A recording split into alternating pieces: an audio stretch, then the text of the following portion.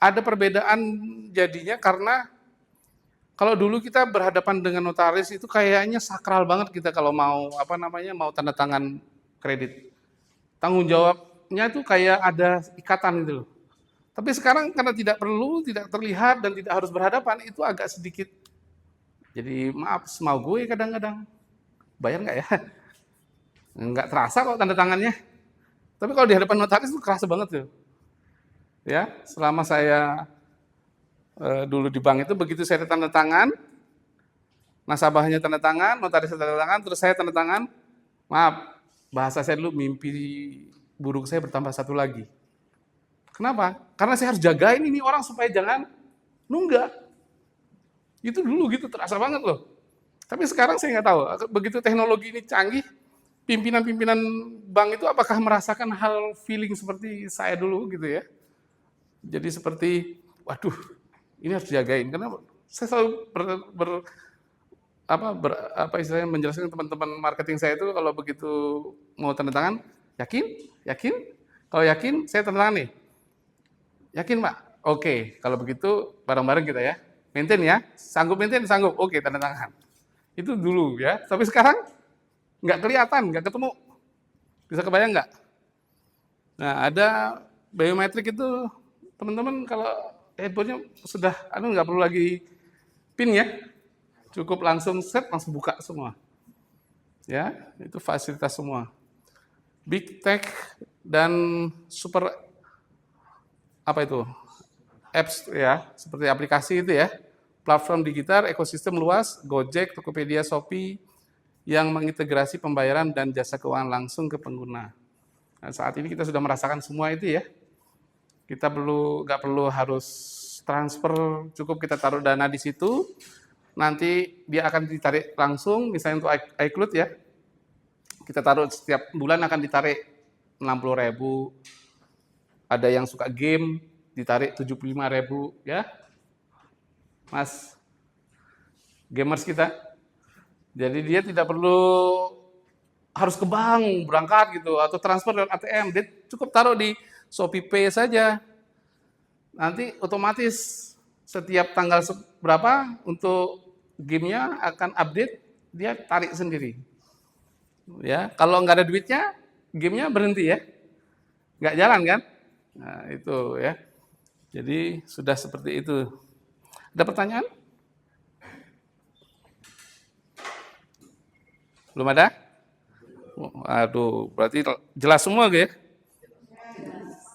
Oke, nah ini yang lagi seru nih, perusahaan startup fintech, inovator layanan keuangan ya. Jadi banyak banget yang kita temukan di lapangan, ada peer to peer, ada sedekah, zakat, ya, ada asuransi, ya, ada jasa pembayaran tadi, ya. Jadi semua itu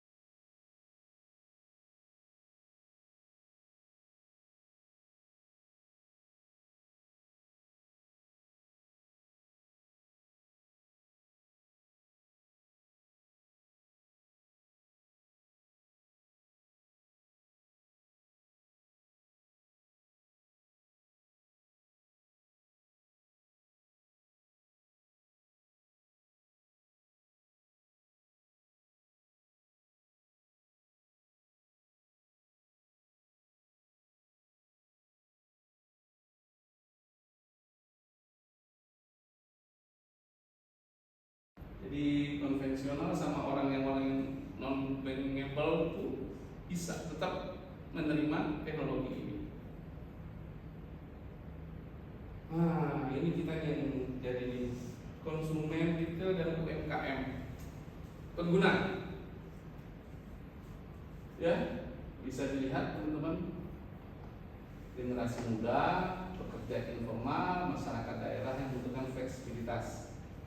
Ya, untuk apa? Kemudahan akses via smartphone, proses cepat, fleksibilitas pembayaran, biaya terjangkau.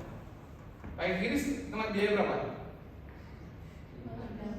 500 itu kena penambahan kan? Aslinya mereka itu cuma 0, sekian rupiah. Mereka itu cuma potong sedikit, mereka yang potong yang punya merchant ya. Makanya mereka tidak mau menerima, kadang-kadang dia nambahin 500. Itu artinya aturannya nggak ada itu nambah 500 rupiah lagi tuh. Ya, mereka cuma kena 0, sekian, itu mereka nggak terima kayaknya, kurang sedikit untungnya. Padahal nggak masalah, tapi ada yang lebih banyak yang nggak begitu ya. Rata-rata yang nambah 500 itu UMKM ke bawah atau warung pecel lele atau martabak lebar siu gitu ya. Yang saya sering menerima tambahan mie ayam gitu ya. Gak apa-apa lah, itu nyumbang lah ya. Tambah 500 gado-gado atau apa, saya sering kena tambah 500, itu tulisannya di atasnya. Kiri tambah 500. Aturannya nggak boleh. Tapi ya biarin deh. Ada konsumen UMKM bisnis gitu ya. Pemilik usaha kecil dan menengah. Nah, teman-teman tahu pasar yang di selatan di Jalan Parangtritis, pasar apa namanya? Hampir dan harus semuanya pedagangnya pasar apa namanya? Yang dekat tempat wisata itu. Bukan yang Jalan Parangtritis, pasar modern itu, pasar Perairan Taman apa ya? Nah, itu ada liftnya, pasarnya bersih, nggak kayak pasar-pasar umumnya becek, bau dan sebagainya ya. Itu pedagangnya semua pakai kris. Jadi nggak perlu takut, bayar 10.000 juga nggak apa-apa, kayak gini. Ya, sampai lantai 4 naik lift, ada kafenya di atas. Kapan kita nongkrong di sana.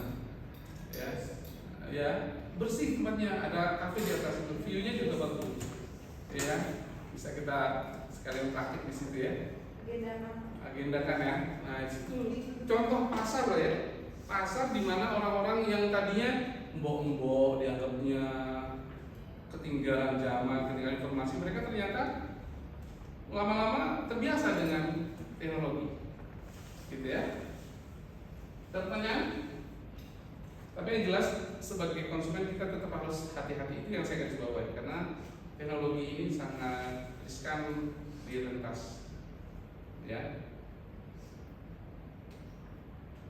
Nah, ini teman-teman ya, yang bisa kita garis bawahi juga, sinergi antar stakeholder itu, antara regulator, antara bank dan perusahaan teknologi ya.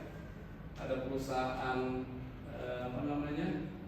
penyedia jasa, terus ada konsumen. Jadi 4 elemen ini memang harus bersama-sama, maju bersama-sama, tidak bisa ada yang ketinggalan. Kalau yang 2, 3, 4 itu lari, regulatornya ketinggalan terus, aturannya mundur terus, bahaya. Kenapa? Konsumen ini jadi banyak yang tipu kan, banyak yang merasa dirugikan, atau perusahaannya yang merasa dirugikan terus. Jadi nggak adil gitu kalau ketinggalan misalnya.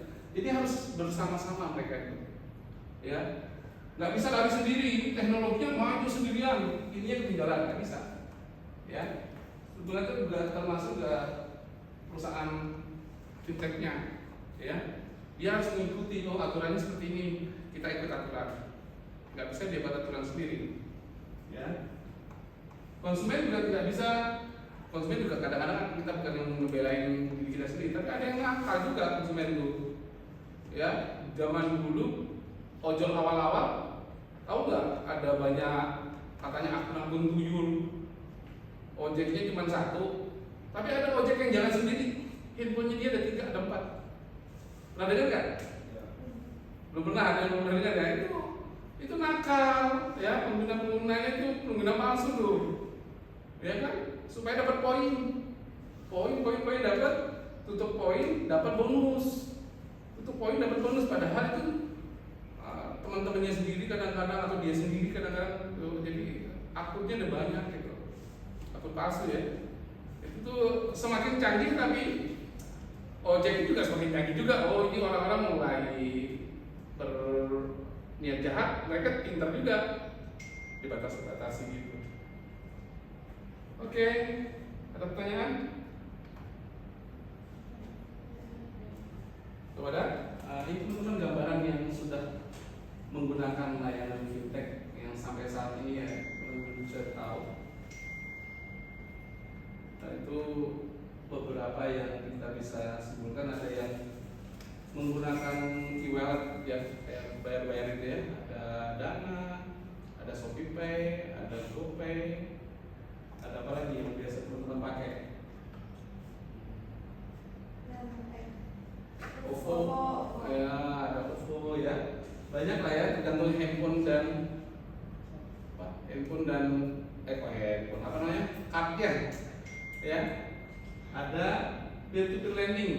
Ini karena terus terang peer-to-peer ini kan seperti apa namanya, sama-sama butuh. Yang punya duit butuh nyalurin, tapi yang nggak punya duit butuh modal.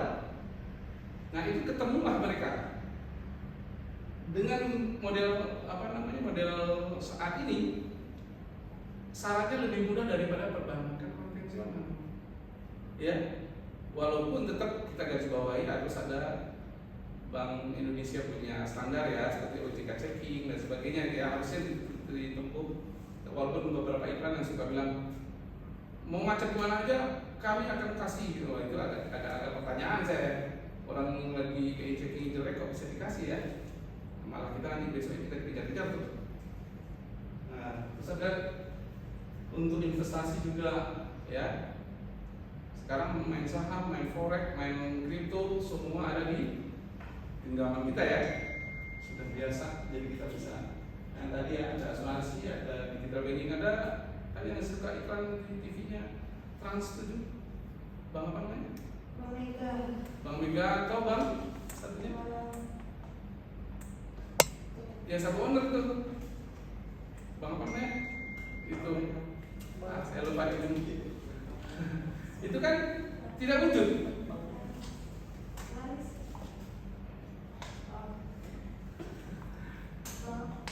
Saya lupa namanya Bangnya. Alo Bank ada. Jadi wujudnya fisiknya kan tidak seperti zaman dulu konvensional, cabangnya harus banyak ya. Dia cukup punya cabang di Jakarta aja, di seluruh orang yang Indonesia buka. Iya kan? Kalau saya udah ada namun udah hilang, mana ada namun? Tinggal 1-2 cabang kayaknya. Tinggalan. Udah mulai kayak bahaya juga, sekarang udah dikuasai Jepang tuh. Udah atau ganti nama atau apa, kita belum lihat perkembangan sampai gimana. Oke teman-teman, sampai sini ada pertanyaan? Nggak ada? Kalau nggak ada saya pikir cukup ya. Semoga bisa bermanfaat buat teman-teman.